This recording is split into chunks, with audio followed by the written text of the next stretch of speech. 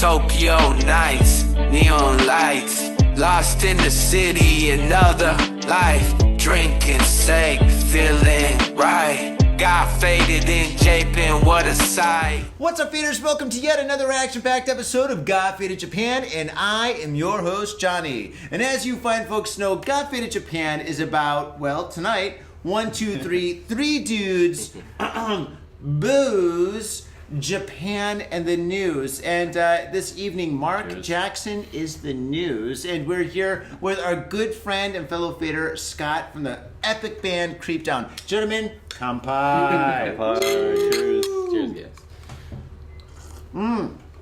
This is episode number 735, and before we get started, I gotta say, Scott, man, dude, you're looking sharp today, dude. Is that your new shirt? That is. You've got your new shirt, dude? Finally, right? Of all these years.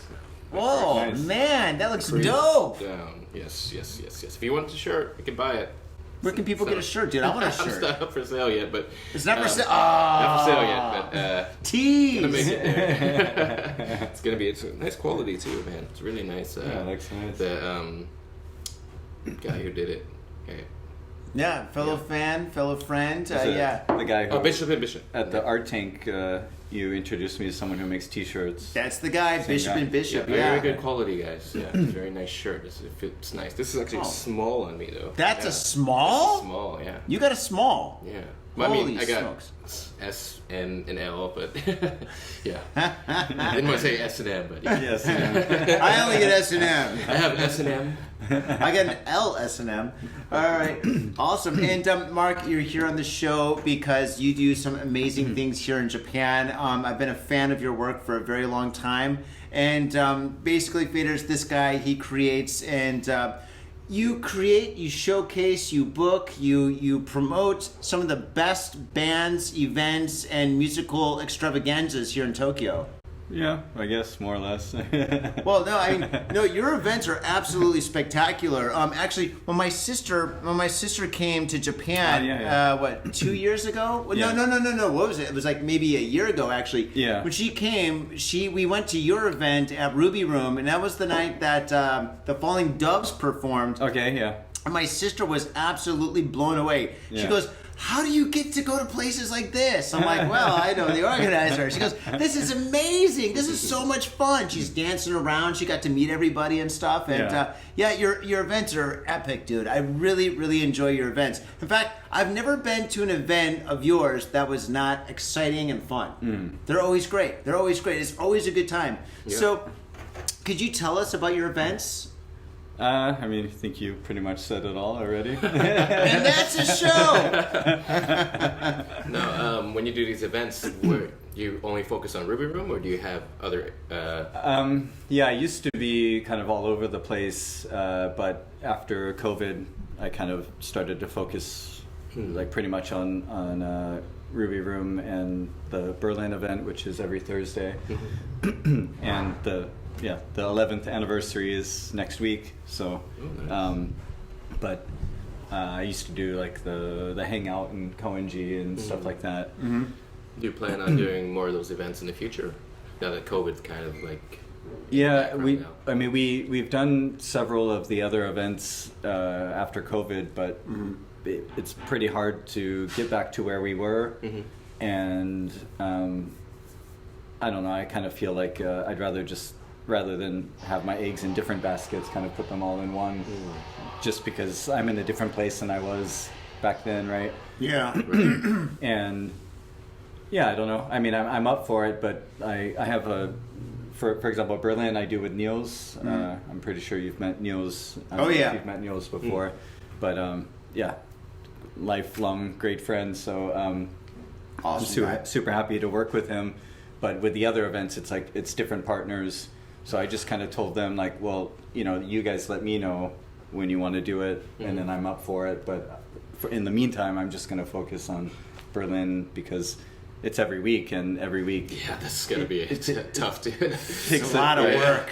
Yeah, I've been there. And I'm pretty tired today because I do have a day job, and that's I found one misconception about me. Many people said, "Oh, dude, I thought you're like a full-time party guy, party promoter." Like, no, I actually have a regular day job. He's a doctor. Yeah. Can you believe it? He's actually a surgeon. Proctologist, but He's worked on me twice.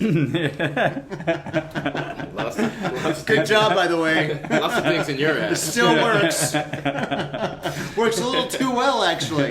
Yes. Do you know what my nickname is? No, I'm joking. Okay, all right. But yeah, you've got a day job, but I mean, pretty much your night job is also like a day job because you're working all the time. I mean, you've got your weekly, and then you've got like, I mean, a whole variety of other events. Yeah. I mean, the last event that I saw you at was actually an event that we both worked at, and that was the David Bowie night. Yeah. And that you did that with Mikey and London Calling, which is. And that was a phenomenal show. Oh my God, people were dancing. And I mean, I left at like 3 o'clock, and that place was packed still. So that was great. And yeah, I mean, it seems like you are pretty much like, I mean, a person that never sleeps. Yeah, in a way. I mean, I think it's a combination of wanting to stay busy because I want to do things. It also kind of keeps me out of trouble as well. It gets me in trouble. that too, but I think, you know, I don't know. But I think we're all more or less the same age, and that's like when, you know, ADHD and ADD came out, and I never wanted to believe in any of that back then, and I'm still questionable about it. But one time a friend of mine was like, "Did you know that you like exhibit all of the traits?" And it's like, yeah, I always want to do a lot of things, but then it's like I'm doing this, and then 5 minutes later I'm doing something else. Right. And I mean, I think it's actually, I see it as like a superpower rather than like any kind of disability. It helped me a lot in school. It's always helped me because I have like a lot of ideas, and I do like to chill though. Definitely need to chill, but at the same time, I guess it's something that comes like from inside, like from the heart. It's something I want to do, something that I want to give back to the city, give back to the culture, give back to my friends even, you know, sometimes people are like, well, you don't really make any money from this. I'm like, yeah, I don't. But all of my friends get to have a good time, Right. and that's gold, right? I mean, I can't true. really, It's very true. and I get to have fun too. I mean, like Get some release, you know. Shredder, like just played. Oh Shredder my 1984, God, right? Shredder 1983. I Right. had him on the podcast last week. Right? Yeah, that was It's awesome. just like, this is okay. Another Satan reference, Hail Satan. But we were talking about Satanists earlier. All right, let's not talk about Let's not talk Satanists about anymore. anymore. That was like a 2-hour conversation that I don't want to get back into. Yeah, Right. But just a really cool artist and a really cool guy, and we actually went to karaoke the other night, and oh, you did that? Yeah. Oh God, I was so busy. I couldn't did go. sleep for a good portion of it. So. Wow. But at the same time, it's like, well, this is a cool artist that probably I would have to spend like 2,000 or 3,000 yen to see here in Japan, or somewhere else. Could be, I don't know, like $30, $40. I don't really know what it would be in other countries, but oh, way more than that. When he performs in Europe, when he goes on his tours, I mean, the guy's toured like all over the world. Right. But he makes money. Yeah, he I does mean, great. compared to what they do and how we make money in Japan, Yeah. which is nothing. So right. And actually, that's a interesting thing because a lot of the bands that do contact us, I'd say like majority of them are they just want to play in Tokyo. And Yeah. they're happy with that. But Thank God. Yeah, but there's a select few, and I'll say it's more with the DJs who are like, well, how much am I going to get paid? And it's like, expect money. Yeah. yeah, like you're not. This is a different culture. Yeah, it's a different Yeah. culture. It just works differently here, and that's good and bad, I guess. But And the riders, oh my God. Yes, I need like 10 free drinks, and I have 6 friends who are going to be on the guest list, and they need 10 free drinks too. And we're going to have a merch table. We want you to sell the merch, and we want to keep all the money, and you're going to have to take care of the taxes. I'm like, you know, the venue that I run only holds like maybe 10 people. right? It's small. Yeah. Yeah. You can't even get in. Well, they expect you to promote it and get people in there too, right? So Yeah. Yeah. But yeah, I do try to like just tell them like, well, okay, it works a little bit differently here, but like we can, you know, we can figure out a system that works for all of us. Yeah. And you know, I think we all try to collaborate. Can you tell us about maybe a bad situation that happened to you about a band trying to play from overseas? I can. I know you can. But I can. I've got a couple of stories. Yeah. Of course, you don't have to say the band name or anything, but it was like a bad experience. That you Iron Maiden. Yeah, I honestly They with suck. I'm just kidding. with the bands, no. I felt bad because I had some DJs that came. Or DJs, sorry.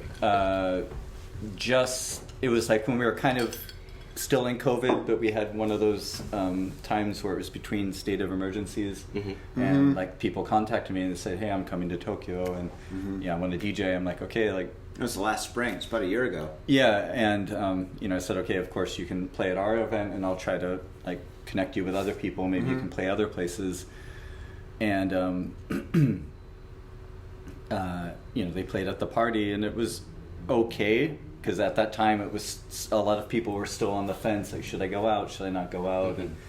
And then we exchanged Instagram, and then later I saw what they do back home, right? Because I hadn't really checked. Like maybe they emailed me or something, and they're playing like massive warehouses and stuff like that. And I was like, fuck, I feel so bad, because it's like maybe.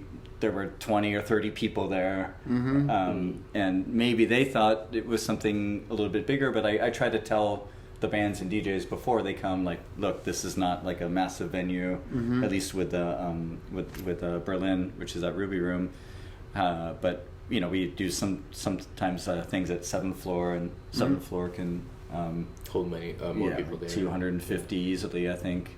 The Koenji event that we used to do at Dome, Studio Dome in Koenji. Yep. It's tiny. I mean, all the rooms are pretty small. The rooftop's kind of spacious. You can fit a lot of people in that rooftop. And we did. Yeah, we filled a lot. And, it's like, I'm still surprised that nobody died. Someone broke a leg. Jeez. Did they really? Yeah. Would they fall off the roof? Those stairs are like super steep, right? Yeah, it's like kind of like the Amsterdam stairs, so like a 90-degree angle. Not like these stairs, but these stairs are dangerous too. But well, you drink too much. Yeah. Oh, by the way, faders, we're here at our sponsor, Gamuso. Okay, so we're at Gamuso. So this is the beautiful, amazing venue, nightclub, bar, Gamuso. So cheers, and Pee-wee, thank you very much for hosting us tonight. Thank you. Cheers. Cheers, Pee-wee. I'm supposed to say that at the beginning of the episode. Well, you can just edit it later. Right? I don't edit it. I'm kidding. Too late.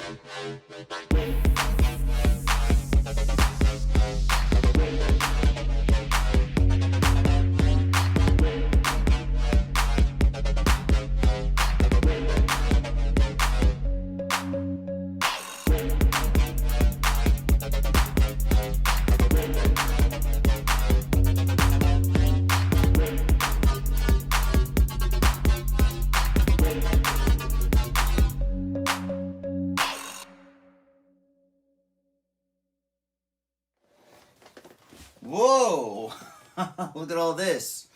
Hey, what's up? I'm Johnny, aka the Spilled Ink, the one and only, and today I'm going to make a popsicle painting. I'm really excited to do this. I've got all my paints here. It takes about this much paint to make a popsicle painting, and I've got my two other most important ingredients. Very strong hot coffee. Oh, actually, that's not that hot, but still, it's strong coffee. And I've got punk rock music. With these two things, nothing could go wrong. All right, with that said, let's rock.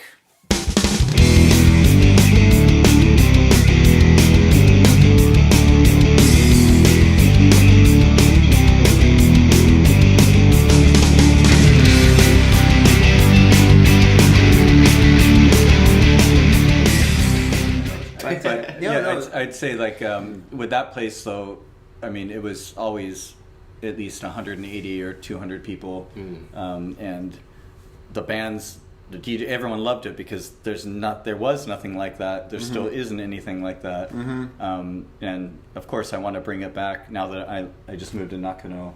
Is it still around? Dome's still there, but the hangout is kind of like on the back burner. Like I said, I'm kind of just focusing on the Thursday events right now. But now that I live in Nakano, I'm actually equidistant to Koenji, so it's a 15-minute walk. So I definitely want to start doing more stuff in Nakano, in Koenji, in Asagaya, and because I've always liked Suginami, Nakano area. This area is great. This area is great for kind of small venues, but it's still good area too. Lots of great bands are located in this area too. Yeah. Viawat's here. Right. Viawat's here. That it's actually kind of because when we moved, it was like 2 weeks ago that I moved, right? And it was kind of a gamble because we were looking for a place. The place is old. It's not exactly what we wanted, but in some ways it is. But on the way walking there to look at the place, I saw a friend of mine who I was just with last night, actually, like a DJ friend at a cafe, and I was like, "Oh, that's him, right?" And then that later, after seeing the house, we went to go eat pizza, and Viawat walked by. Yeah, did they really? And I was like, I love those guys. We weren't like 100% sold yet. We hadn't actually said yes. But we were doing like a second check of the house. Yeah. And I was like, come on, this is... it's a sign. It's a sign, right? It's a sign. It's the universe saying, Mark, this is your home. Right? I haven't looked back since then, but... yeah, definitely. There's so many different places, and I think a lot of the times when you create an environment, it might be small, but it's really fun and exciting. Then the bands are going to say it's fine, or the DJs even too, if they have a whole bunch of people just like It's all about the energy. Right? Yeah, absolutely. So yeah, I'd say the bad experiences were when I felt bad for not actually providing, but I don't think anyone has really been majorly disappointed, and we haven't had any like major huge problems or anything. That's good. I'm pretty I think about a lot of things in advance to make sure that we like troubleshoot and communicate pretty well, so that we electrical adapters, right? When you get someone from like Malaysia or man, I've had that problem when I went to Europe and I painted over there. Right. Yeah, all of a sudden I'm like, shit, this is not going to work. And even the power wattage. Right. I hook up the black lights and they're flickering. Yeah. I'm like, oh no, this is an issue. It's definitely like a live and learn kind of thing, but over the years you get more and more experience. Like, okay, they're coming from this country, so I got to ask them, like, do they have adapters? What do they need? These kinds of things. Yep. But I'd say like majority of the bands and DJs are right here in Tokyo, so we don't have to worry too much about it. But there's always something, someone's like, oh, I need a projector, I need 3 mics, or I need 5 mics, or... but that's never really a problem. Yeah. When we had this band from Chile last September, it's like a 15-member band. Okay, then it's a problem. And they played it at 7 Usually. It's just like, 15. Like, look, we need a million microphones. Yeah, I mean, it's like, whoa, we really maxed out that stage, and... it was a great experience. There were people who were probably 65, 70 years old, and Niels brought his daughters at the time. Yeah? I guess they were maybe 8 at the time, I think, and so they were just loving it, and people were dancing together. It was just like this is living, this is life, this is music, this is culture. But at the same time, we really needed to think about, can we fit 15 people? Do we have enough mics? And the sound engineer, the sound tech, we had to kind of like just had to really work at that. Yeah, make sure because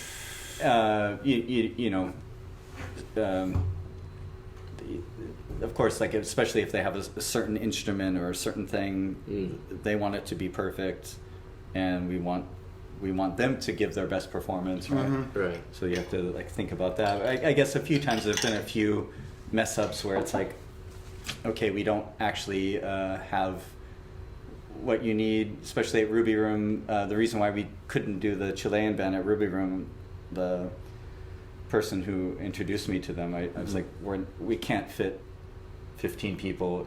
Barely fit 4. Yeah, right. Drum set? Oh, dude. Right. I mean, it's just not really going to work logistically. Plus, I know a lot of people are going to come, So, you know, you can't fit 50 customers in there when there's also 15 members, Right. you know, playing. So then I asked Age Pollo at 7th floor. And then, yeah, it worked out pretty well. There was a typhoon, kind of sucked, but still a lot of people made it out. That's good. But yeah, That's a good learning experience as well. You know, you Yeah. get so many people, and you know what to do for the next time. There's 15 people. I'm just kidding. Right.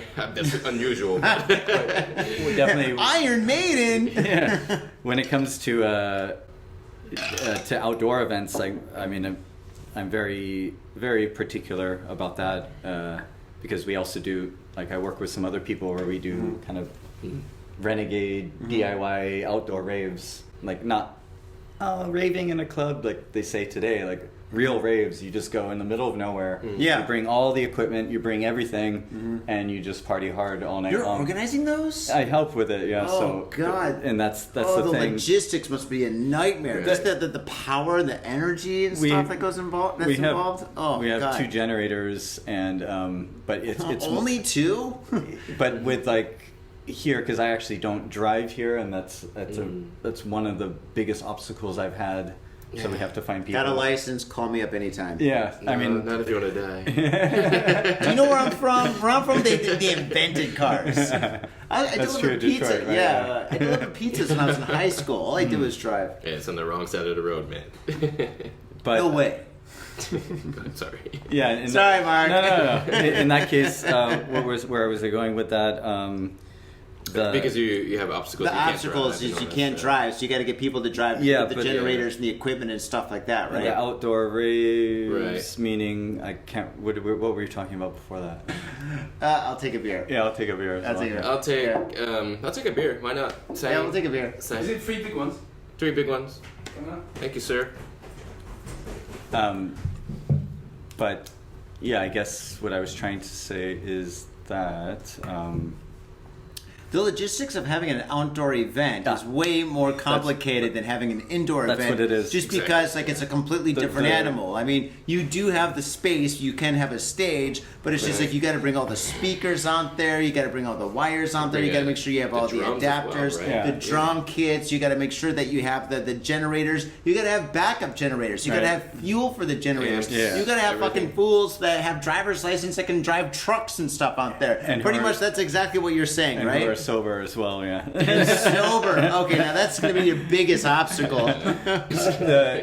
Where I was going with that was like because of the typhoons, right? Yeah. The rainy season and typhoons, and Oh, so it's like jeez, yeah. I'm very, I- very, very hesitant to do outdoor events unless I know. If it's sunny, yeah. But But you, then even then, you don't even know. then even right? then, yeah, the weather And- change. I mean, dude, today's like almost like spring. right? Yeah. And like what last week it was February. snowing, so it's just like I mean today was like pretty much you go inside today and you see people in shorts. You Yeah. know the weather's absolutely bizarre in Tokyo these days. right. When I came to Japan like 20 years ago, the weather was like I mean there's 4 Consistent, seasons, yeah. 4 seasons. Right. Now it's like Yeah. kind of 3, you know. So it's Trees really are going to bizarre. be blossoming any moment. I got bit by a mosquito today. It was crazy. Oh no! Actually, Yeah. there was a cockroach at my work. A cockroach? You're Yeah, like, it's oh like, my god. I've never seen a cockroach in February, I think. In the doctor's office? Yeah. Yeah. All right, gonna cross that off the Jeez, thing. what hospital is that? I need a new doctor. Now, Mark, how did you get involved in all this madness here in Japan? How did you start promoting?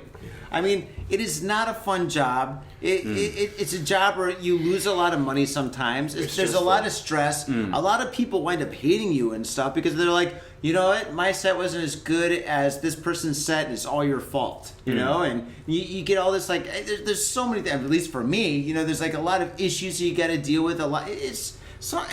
Overall, it's great and I love to do it, but it's not as fun or rewarding as being the lead singer or the guitarist of a band. Or the DJ, right? The DJ always gets laid. Let's be honest. He knows how to press a button. Yeah. or 2. Well, there's a certain button that you're supposed to Exactly what I was push. trying to Right? say. You got a time pushing the button, Scott. It's like As long every as he 4 presses beats. But you the gotta, right you know, spot. you have to also like, you know, jog the wheel a little bit. You know. Exactly. You Well, have there's to, a like, volume too You that have you to gotta turn put up. the USB in, and you know. You gotta turn this knob up. Yeah. Exactly. It is kind of expensive. You do have to buy the iPhone. Let's hope my wife doesn't see this podcast. Yay! It's not going to be on YouTube. Arigato. Thank you. Thank you. And this is why we do the show at Gamuso. I'll pay you later. Free pints, right? I'll be waiting. Thank you, sir. Cheers, kampai. Kampai to Kampai. Gamuso. Cheers, cheers. Oh my God. Cheers. Kampai. Thank you, Pee-wee. Cheers, guys. Oh, So why do you do this madness? I do it for the love of it. nope. And I've been doing it since I was in high school. Yeah, I guess it's the same. I mean, we all grew up, I think, in the late 70s, early 80s. But This guy's like 18. where are you from originally? Well, I'm 80s, but I was born in New York. New York, okay. And raised in Arizona. Brooklyn! So, yeah, Not like- me, this guy. Life was fun, I think. I don't know about you guys, but probably, you know, you were like little kids running around, and you know, Okay. or you No, know. actually, let's go back to where are you from then? I grew up in Southern California, Southern California, Yeah. in San Diego. behind the orange curtain. Behind. I was technically born in Burbank, which is like, well, the San Fernando Valley, where a bunch of porn was made. I was just going to say that, but I didn't want to So you insult have you. a- I was like, should I say it? Born in the San Fernando Valley in 1979. That just spells porn, right? But And that's what you grew up in your lifestyle? I mean, I think, but you know, I don't know about you guys, but things were a lot freer. They would just say, go out and play. You They'd say, came like- home when the sun went down, Right? Like Right. you know? you go home by yourself after school and you spend hours alone doing whatever you want, Yeah. burning GI Joes or whatever. Oh, I you know? did that. The Muscle Man. Yeah, right. We used to pour gasoline on them. Oh my god. Oh, dude. All my GI Joes. Oh, dude. I had the F-16. We put gasoline on it. We set it on fire, throw it off our fucking roof. Right. Oh my god. Yeah. I'm actually surprised we never got kidnapped. 'Cause I almost got kidnapped, dude. Yeah. I almost got kidnapped. Yeah, but it's a different story though. Yeah. Yeah, there was like the story of Adam. That was like the big one in LA.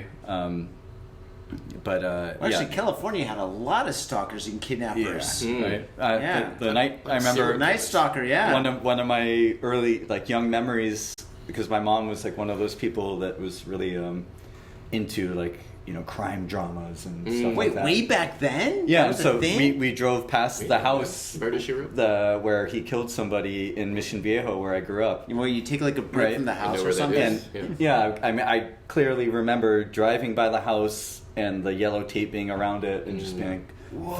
Wow. And the funny thing is, like, fast forward maybe 10 years, like, one of my lifelong friends, his ex-girlfriend was living like 2 doors down from that house. And I didn't really figure it out till later. I was like, wait, I'm going to actually find out where it was in Mission Viejo. It's like, it's on the same street as, and we used to hang out there. Jeez. That's But scary.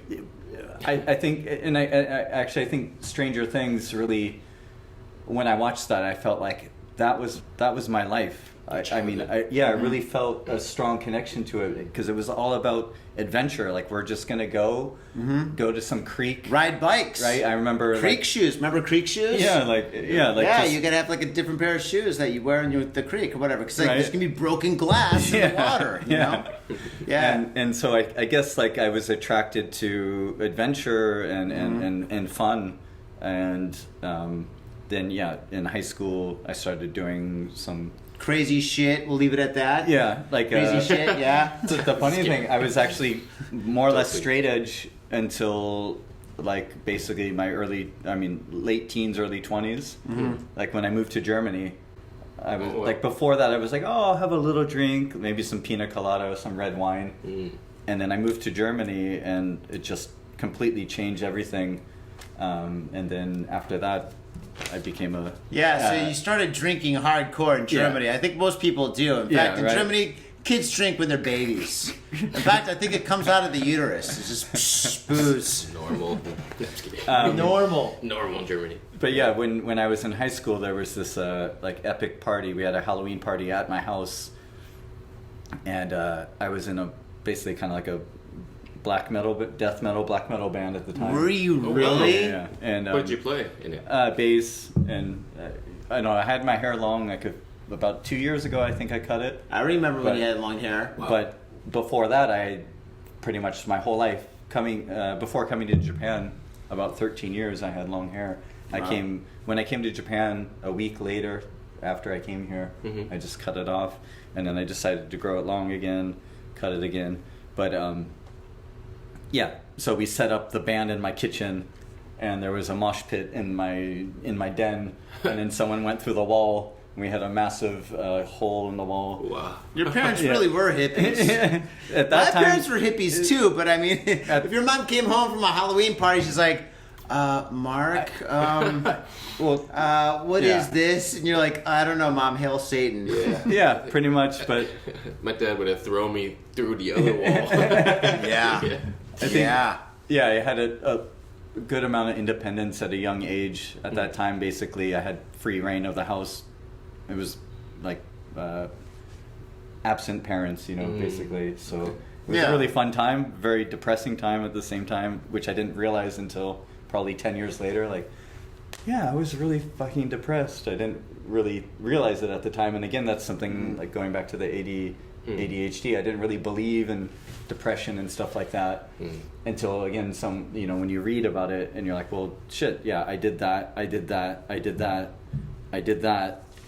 Probably I was feeling a little bit bad, right?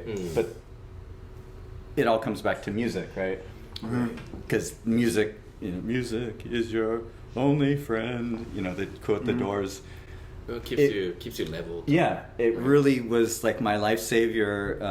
It helped me focus on things. It helped me deal with my own emotions, and I've always had a really strong connection to music. So, basically, why not, as an adult, do the things that you wanted to do as a teenager? Like, yeah, when I'm old, I'm just gonna party and listen to music, and yeah, basically, I'm still doing that. I have a full-time job. I have a healthy relationship. Everything's good, but I can also immerse myself in the music, have fun, and not just me, but share it with other people. Right? That's awesome, man. That's And really it's, cool. it's not to make money or anything. It's just let's keep the culture alive, especially when we're facing like the death of rock and roll, basically, Right. the death of live bands.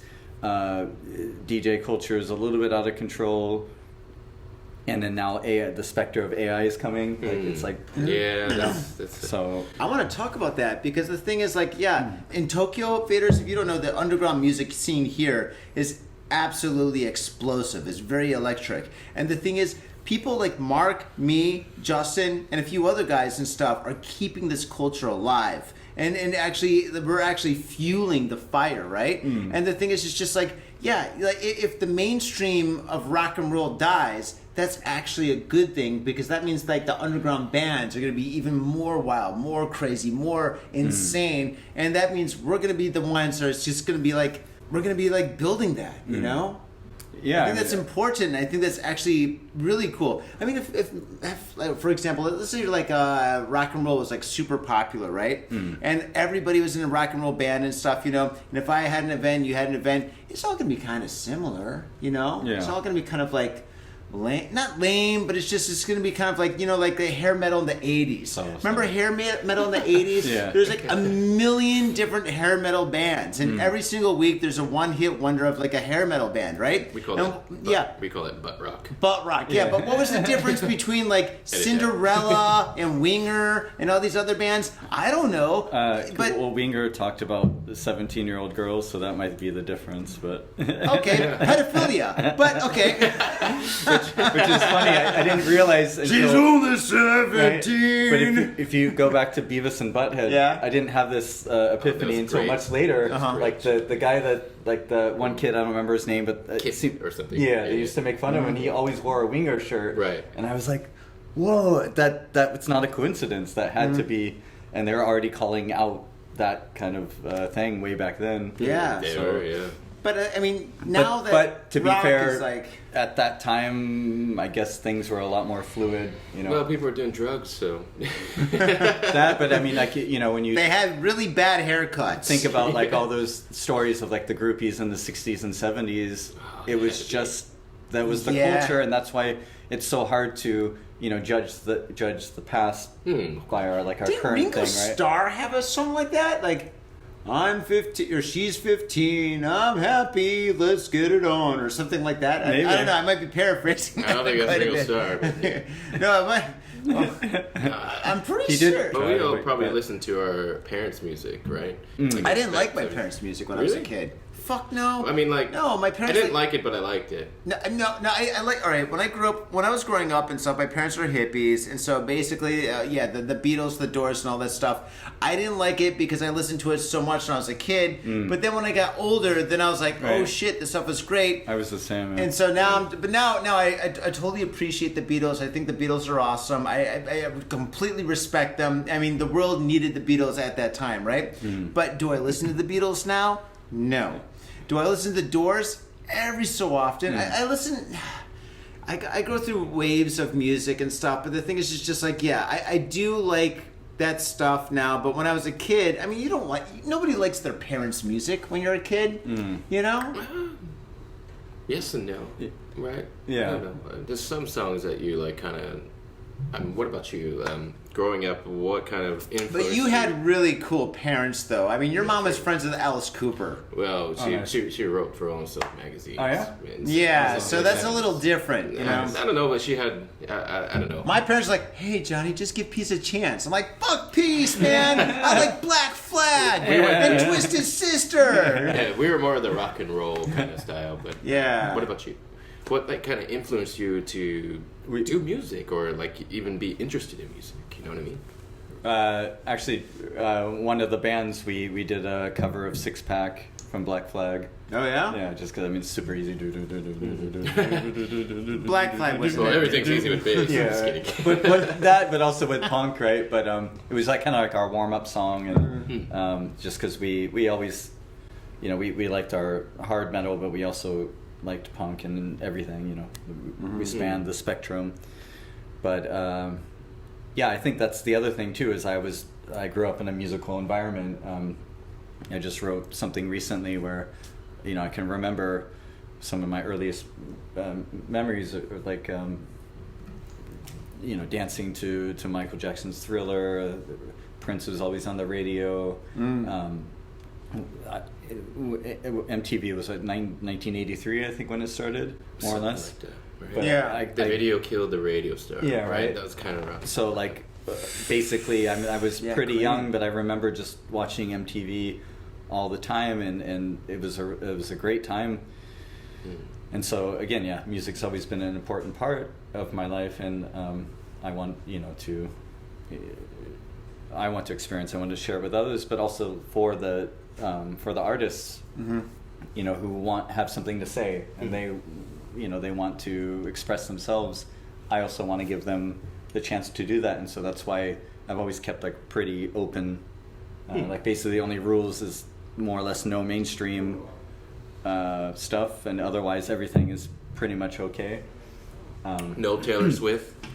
Yeah, I mean, like I don't want to hate on that, but like it's No, just, man, she came to your club. I'm just kidding. it's like I want it to be an outlet where people can be free. I mean, when I was DJing like 10 years ago, people would come up and be like, you can't play that, you can't do that. You have to play EDM. And I was like, I'm not going to play EDM. Sorry for EDM lovers, but I don't know if you remember, but like 10 years ago, it was everywhere you went, you could not escape it. I remember EDM. And again, everything is good, but what happens, I guess, in Tokyo or maybe in like kind of commercial capitalist places where a lot of it's based on money, they just keep repeating the same song. I mean, Right. if you went out to a club like 10 years ago or 9 years ago or something, you'd hear party rock like 3 times in the same club 3 times a night, right? Yeah. Party rock, And in every the house. single bar It's that like- you went to. Yeah, Right. and you can't Every get single away from it. And If you went to the hub, you'd hear it all night long. right, and so you know, when, for example, when we started the Hangout, for example, which was after Berlin, I was with Phil. Probably you guys know Phil. Everybody knows Phil. Phil's awesome. Right, and you know, we were just like, yeah, fuck that. Like, we want to be able to play as like DJs used to be, like play to the crowd. Right? Yep. I see this guy, I know what he likes. I see this girl, I know what's gonna make her ass shake, or vice versa. Actually, to be fair, I actually would usually look like, okay, I know this guy is gonna go nuts if I play this song, right? It's just like kind of like looking who's there and seeing what the people want. Yeah. And Yeah. not like you know, just completely going and playing pop music because that's what makes people jump, but like try to find things that get people to move. It's a lot like sex. Like you find that You gotta that- find the G spot. you find that angle, and then you know, you work with that, but you also can't just do that for 5 hours. You have to be like, well, let's transition to this, right? There are other. Well, you gotta be careful where you there are transition other to. orifices, other that was a places, myth. you know. No, So the G spot's real.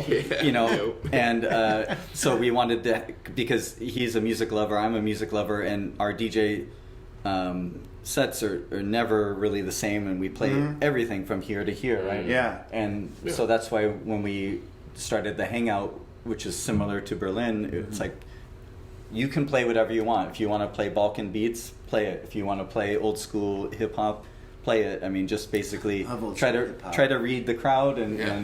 and real experienced DJs know how to do that, and they want to do that. Yep. They're like, oh, I got this vinyl, I can't wait to play it. Yep. And you know, they don't want to be told that they can only play EDM or only play EDM. hip hop or only Yeah. play. And so yeah, it's a little bit of both. You know, we've always done DJing stuff and band stuff, and as being a little bit in bands, but also DJing now for, I don't know, over 12, 13 years or something like that. You know, Yeah. it's like I don't really do it that much these days, just because I don't know. You do it enough. Quite Yeah. often you perform. I mean, Yeah, but like again, I just want to do. it's quite common for me to go online and to see that you're performing somewhere. I think like now we're in the wave of techno, and that's great. But at the same time, it's like, whoa, where did this come from, and how did Steve it become, Aoki. how did it become so mainstream? And Steve Aoki. now you can't get away from it. Steve Aoki was just in Japan, and Yeah. now there's techno everywhere, dude. I was just at fucking Starbucks, and it was like, Yeah, and I'm like, wait a second, I've never heard Right. at Starbucks before. Usually it's like really lame, like fucking cafe music, but it's just like Steve Aoki was here like 3 weeks ago, and ever since then, all I hear is techno in Tokyo. Okay. By the way, his performance was absolutely amazing. I saw some of the videos, and actually Bishop and Bishop did all the T-shirts for them and stuff. And I talked to the president of Bishop and Bishop, and oh my god, dude, what a performance! Oh my god. I wouldn't even consider him techno, or at least my definition of techno. But definitely you're correct. You will go anywhere now, and it's everywhere, and I love it. At the same time, I hate it because it's kind of like what happened with grunge music, right? It was like the people who really liked it and really felt a connection to it, and that was our thing, right? We were like teenagers, and Yep. and then suddenly there's all, like you said, all these like knockoff bands, and then all the record companies got into it, and how can we like, you know, squeeze this for money, and then suddenly you have all these bands in the mid to late 90s. It's just like, what the fuck is this, right? And that was our thing, and I don't know, like I feel like that, like basically the saturation and the commercialization of it. But Yeah. also music comes in cycles. It does. It really does. It's like rock music, and then boy bands, Right. or like then you got the techno, and then it's like and pop. I don't know. It's Like- just a cycle. The event tonight, like there's live, the one I'm going to work at later. Yeah. It's like live modular Oh, I synth. love the module stuff. I really love they it. have all these machines. I have no idea even what their names are. And they're, like, Wires are all over Yeah. the place, and they're unplugging them and stuff. and they're building the sound as it goes, and it's so cool. And I mean, a lot of Somebody gets electrocuted. there's acid techno. There's different things like Acid that. techno. Oh You my know, god, that stuff but- is back. Yeah, but Oh my but God. it's really cool just to watch how they do it, but also it sounds cool, and you know, I'd say that they're real artists. They're not just pushing one button; like they're actually making Yeah. beats as they go, layering them, looping them. Yep. That's good. Right. That's good. And I think that should be applauded and supported, and you know, not just, you know, this kind of like this kind of thing, right? You know, Like- I mean, the whole, the Yeah. douchey. Like, all right, I DJ'd. I think I started DJing when I was 18 years old, and then I stopped DJing when I was 32 years old. And the only reason why I stopped is because, like, the technology changed. It's just like nobody bought records anymore. Like, and I would go to a club and they wouldn't even have turntables anymore. So I was just like, fuck this, dude. Because for me, DJing, I worked at Amoeba Records in San Francisco, Nice, right? nice. And the thing is just like for me, DJing, part of it was like digging for gems and Right. finding records, you know, and just like spending the time every week going out there and finding records and buying white labels and dub plates and stuff, you know, and just, you know, going to clubs and getting mixtapes and mix CDs and stuff and hearing people's mixes and Right. stuff and hearing mixes where people fucked up, right?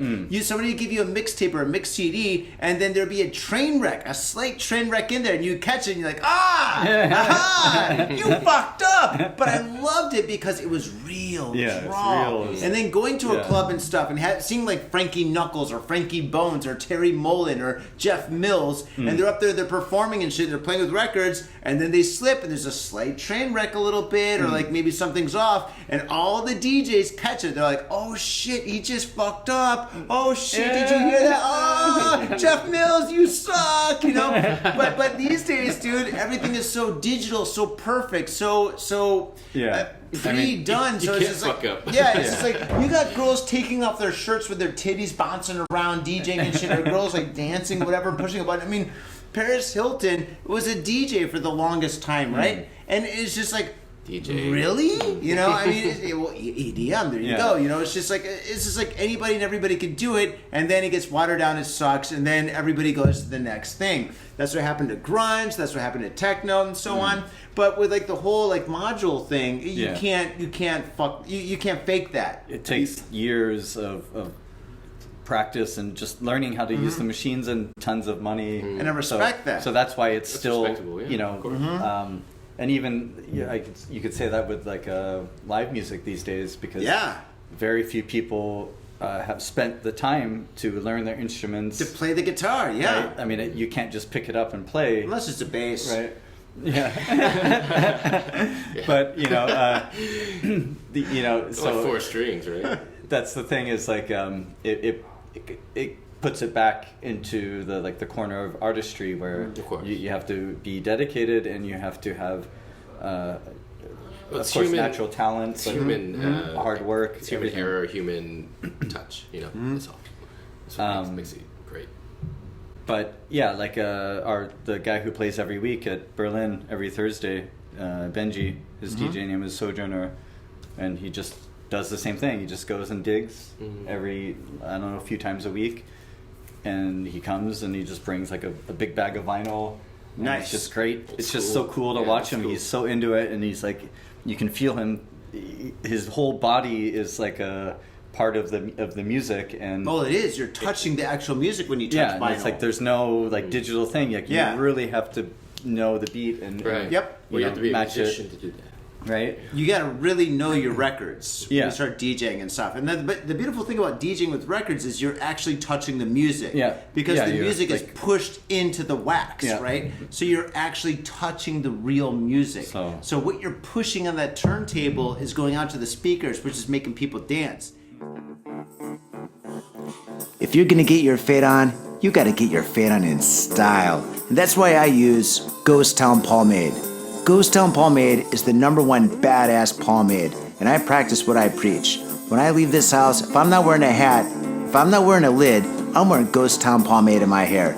This stuff is amazing. It smells good, it looks good, and it feels good. Ghost Town pomade, badass pomade. And let me tell you one thing, it comes in a lid. That's pretty badass. This whole world is so nerfed up these days. Everything is plastic and pink, but not Ghost Town pomade. This stuff is a man's pomade, and it is hardcore. It's so hardcore, it's from Oakland, California. Oakland, California. That's right. Ghost Town pomade. Get your fade on in style. Proper.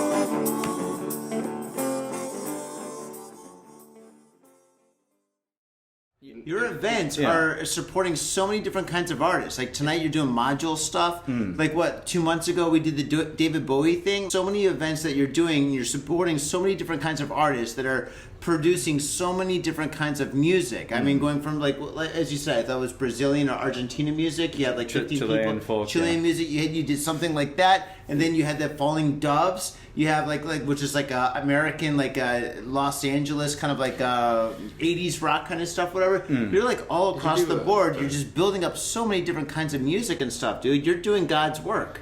Did you do the Yeti Valhalla? Yeah. You did? Yeah, Okay, so, you know, because...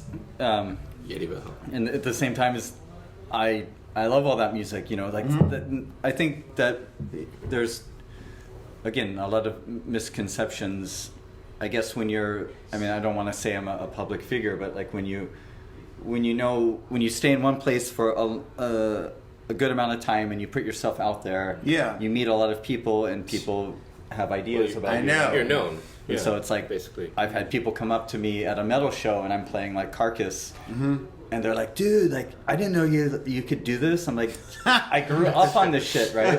And then vice versa, like you know, I'll be playing some house or techno, and people are like, "Dude, I thought you were like blah blah blah." I'm like, I can do this too. I like this stuff for quite a while now. You know, definitely I was more rock based when I was younger, but you know, there was a lot of electronic music for sure in the 80s and 90s, which is kind of like crossover, like 9 Inch Nails, for example, right? Oh, So, like, 9 Inch Nails. Actually, I played 9 Inch Nails here at Gamuso about 10 years ago, when some party, right? So, you know, it's kind of like that crossover, right? Nothing changed either. But yeah, so the where were we going with that? I don't remember. It's okay. The booze are kicking in. Yeah, Okay, all right. Yeah, So now let me ask you a question. So what are you working on now? Berlin. What is the future? Myself. Oh, are we doing yoga? No, I mean, personally, my relationships, my new house. I don't You have own a it. house? I don't actually own it. I'm just renting, but I think at this point in my life, because I'm not really sure if I'm staying here forever, and probably I'll be dead by the time the mortgage is finished. So it's You kind of do like, have a house. yeah. Well, I mean, I don't know if I really want to buy something right now, right? Got it. With the earthquakes that we're having these days, probably not a good idea. You should buy in the beach. But yeah, I'd say, I mean, I'm still doing what I'm doing every Thursday. That's always going to be there. Awesome. For the foreseeable Berlin. future. And I mean, Ruby again, Room. like, you know, Niels and I, we started. It's a funny story because it's a French guy, an American guy, who made a party called Berlin in Tokyo, where we served authentic Mexican tacos. And you know, people are like, "What? Like, what is it?" But What is this? It's like one of those jokes, like a rabbi, a Catholic priest, and then a homeless guy walk into a bar. But it was what Tokyo needed at the time. I mean, if you remember, if you were in Shibuya, you know, 11, 12 years ago, how many places could you get a burrito or a taco? And if you could get it, would it be actually good? And then if you did find something good, how much did you have to pay to get it, right? A lot. So, you know, in growing up in Southern California, it's like, well, yeah, and I grow chili peppers. I make my own tortillas, you know. Wow. So it's like, you know, it's so that's something that I wanted to bring. At the same time, when I met Niels, he just had this same kind of passion for life and music, and he's just a super hard worker, and he's very creative. I don't know if you saw the flyer he made. He like spent months, and actually I want to maybe at the next Art Tank or something try to get a space where we can display all the stuff that he's done, because it's like, Oh my god, dude, everything's already taken, dude. Don't even talk I mean, about not the Tokyo next Arts one, Tech. but like There's so at some many point artists in that the are working future. with But it I mean, right now. like, this guy is amazing. Okay, and let's because talk not only about it. about the detail and the art and everything, it's every single part of the flyer has some kind of inside joke or something that happened at the parties over the last 11 years, you know, and then like puts actual like characters that come to the parties, and it's like, it's so detail oriented, and that needs to be celebrated and displayed as well. Okay, well, let's definitely talk about that, man. So I got a question. How can bands contact you? So let's say that, I mean, there's a lot of people that listen to this podcast, right? There's a lot of like people that are interested in music and people that are in bands or starting bands and stuff. And eventually they want to come to Japan, maybe not today, maybe not tomorrow, but like in the future they want to come to Japan and they want to perform anywhere, or they want to perform everywhere. How do they contact you? How do they like get your information? Well, yeah, it could be bands or DJs, and Or DJs? I'm open to everything. Again, as long as Dancers, strippers. Strippers yeah, okay, no, right? I mean everything is okay, but Pole like I dancers. just want it. You know, I want to focus on the quality and not the money or the commercialism or anything like that. So you know, we're open to a wide variety of styles, and basically people can message me directly on Facebook. Mark Jackson, pretty common name. You probably won't find me. Mark Jackson, But, Tokyo, Japan. We can find you. Yeah, but Mr. Mark Jackson. a little bit easier would be the main Instagram I'm using is what's the handle? Berlin Party Tokyo. So I think that's It's probably pretty better, easy right? to find. Okay, cool. Also, I'll put all that in the show even notes. just message at Ruby Room as well. I can probably get that. But yeah, probably Berlin Party Tokyo would be the easiest way. And we have a website where you can email on the website, or you can just directly message us on Instagram. And yeah, the funny thing about Instagram is I didn't start using Instagram until basically after COVID, more or less. I just was using Facebook, and I was pretty new to it about 2 years ago. Like, wow, how do you use this? And Right, yeah. we didn't really start doing the Berlin Instagram until a little bit over a year ago. I think it was like summer of 2022, something like that, where we like actually started doing it. And yeah, within basically a year, it's like over 1,000 followers in a year. It's good. So I think that's good. But then, because sometimes people are like, well, you're here for 11 years. How come you only have 1,000 followers? I Like, hate that. yeah, it's like, well, but I we hate just that. started doing it, right? Oh, it's like a And- young kids platform too, Instagram. right? Yeah, All and the I- young kids. It's don't- quality, And I call young not kids 20. quantity, Yeah. all right? Some But- of those people are bots and stuff. When you have like, I mean, I had one friend that had like what 15,000 followers on Yeah. Instagram, Satanism. and let's just say Yeah. most of them were fake, Yeah. right? Yeah, I'd say So like it's just like, I mean, who cares if not- there's 15,000 it's or not two? organic. If there's 1,000 people that really, really love what you're doing, yeah. that is cool. Yeah. But if there's like 10,000 or 20,000 people that aren't even real people, Yeah. who cares? Well, you make a post and like you have one comment. Yeah. You know, and- or one yeah. like. 2 likes, and there's like 1,000. You know, Like, 10,000 that doesn't make people on any your- sense. Then you know. Yeah, but definitely these days, I'm not really even checking Facebook as much as I used to, and I'm not using it for event promotion really. You really should. Once in a while, I'll put some posts, but I almost never make event pages anymore, because if you make an event page, you know, the 8-click going, 22-click interested. No, but so many people see it. Yeah, but They see it and they know of but it. Yes and no. but I I've know. I've done like, you know, a little bit of both, and it's like 100 people still come. So if I make that Facebook page or not, it doesn't really seem to Really? change it. But you got to pay for that too, right? But then- Facebook, no, only if you do ads. yeah, but when you look, like, imagine if you see an event on Facebook and there's 9 going and 16 interested. It looks bad. It looks bad, but it's Right. like, no, but actually, like, there There's were, like going to be 100 people. Trust me. there are easily, you know, 150 people there, because we have the receipts, we have the numbers, we have everything, right? So whereas before COVID, Facebook was like the go-to thing for Tokyo. Eventing. Oh, yeah, in Japan, Everybody yeah. was using it as an event thing, Yeah. and just somehow it faded off. And but I'd say Well, everybody a lot went to TikTok. yeah, and I think in general because Facebook changed a lot of their policies, and there's a lot of ads and stuff. So I Dude, think Instagram's gonna be the next that gets faded out because No, it's Instagram, already happening, Dude, yeah. I look at my Instagram and every third post Yeah. is like a sponsor of like a pizza. Right. And don't get me wrong, Instagram, I love those pizza little videos that you send me and stuff. I look at it like the pizza porn. I'm just like, oh my god, that pizza looks so good. But still, it's just like this is something that's just a sponsorship Yeah. that's on my feed. Right. So yeah, I think right now, China's got it set up straight, I mean, I think TikTok is definitely the way to go because, I've never even used it. I so. never. you never used it? Yeah, I Dude, I use everything, man. I'm all over the board. Twitter is like completely gone for me, but I don't know. I don't even. Yeah, use I've never Yeah, used dude, Twitter yeah, either. well, X now. What about like Threads? Do you guys use Threads? Everybody uses Threads, Just a- but nobody clicks. Just another thing, man. Yeah, I don't know. Is it? I think the one thing that you can really depend upon is direct messages, like actual emails. Having like an email list of your real fans and then contacting them directly, which I do not do, but I should. We should just go back to MySpace.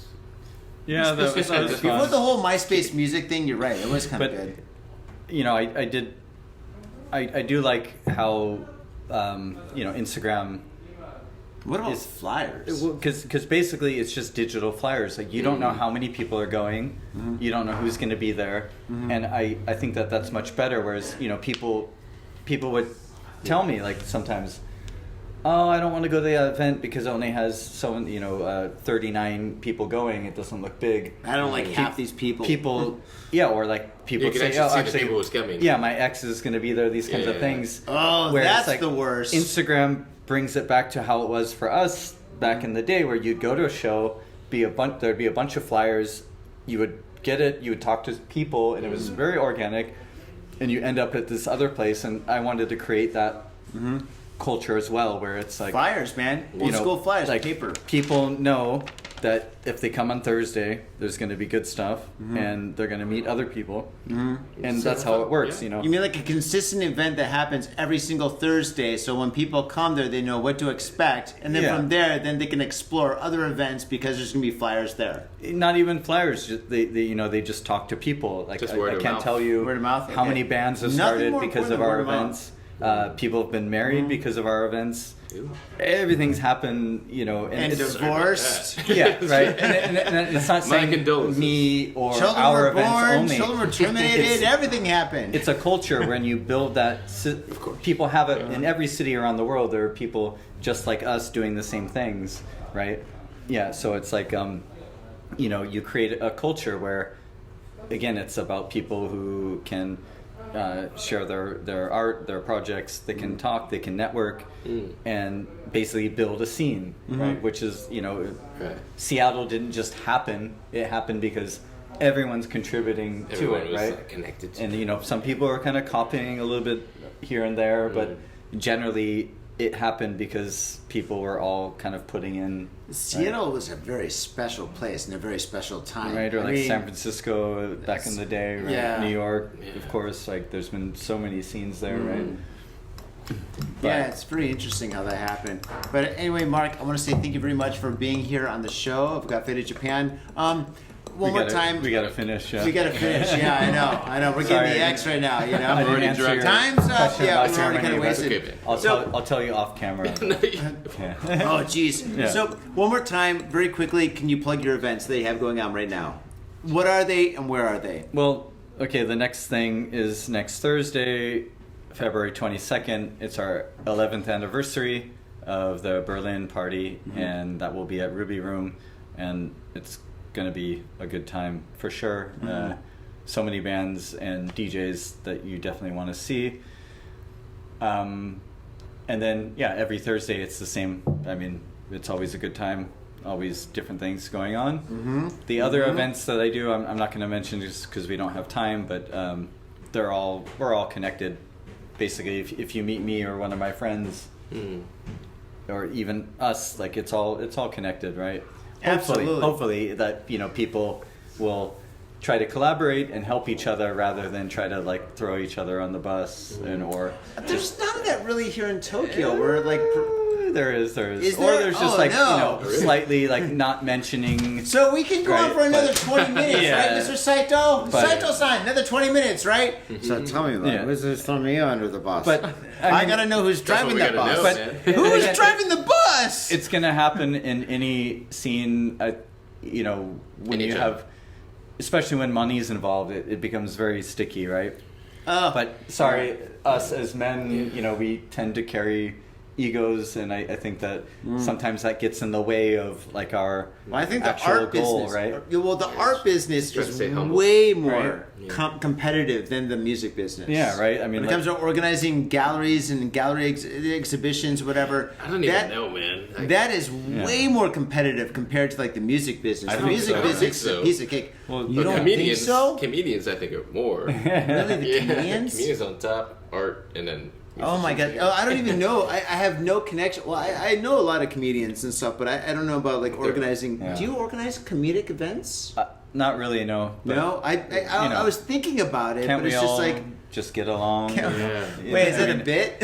You know, I mean, I think that would benefit everybody, and Yeah. I think for anything, I mean, whether it's when you're talking about whatever sustainability or anything, just think about your community, Yeah. think about the people around you, Yeah. and don't like try to don't do like fucked Don't up things. fuck anybody up. Well, see, Like, the thing is, for me, and think that you know your actions will affect other people. Yeah, and, that's you true. know, Treat people how don't you wanna just be treated. You eat Yeah, your own exactly. onigiri. Don't throw the plastic on the street, and that's kind of a given in Japan. But Yeah. in other countries, but when you see foreigners and tourists come here, ah, right? They're just like, I saw some fucked up tourists like, today. Yeah. Shibuya is so dirty these days, right? Yeah. And it wasn't really I find like myself that. But picking up that trash myself. Yeah, that's a good thing, man. But- No, I saw some crazy shit today. I'll tell you guys off the camera, but Yeah.